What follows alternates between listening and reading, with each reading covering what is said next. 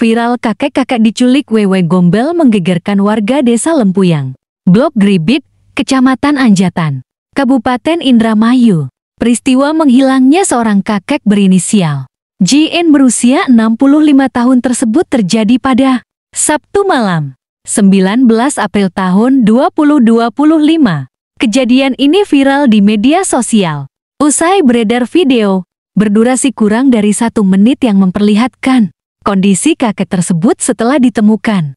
Menurut keterangan yang beredar, JN diketahui tengah sakit dan dalam kondisi fisik lemah, bahkan kesulitan berjalan. Saat kejadian, ia sedang duduk di dalam rumah. Namun dalam waktu kurang dari 1 menit saat ditinggal oleh kedua anaknya, mendadak menghilang tanpa jejak.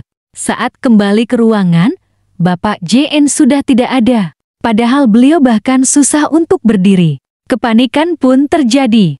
Anak korban segera meminta bantuan warga sekitar. Informasi kehilangan disebarkan melalui pengeras suara musola dan berbagai grup media sosial di desa. Respon cepat datang dari warga. Dengan menabuh kentongan, masyarakat melakukan pencarian menyeluruh ke pelosok desa. Tak lama kemudian, JN ditemukan dalam kondisi mengenaskan di sebuah empang milik warga, dengan tangan dan kaki terikat.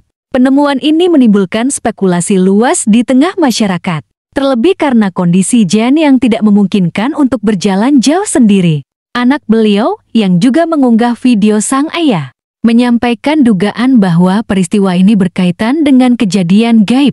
Ia menyebut kemungkinan keterlibatan sosok mitos wewe gombel yang dikenal dalam tradisi mistis Jawa sebagai makhluk gaib yang sering dikaitkan dengan penculikan.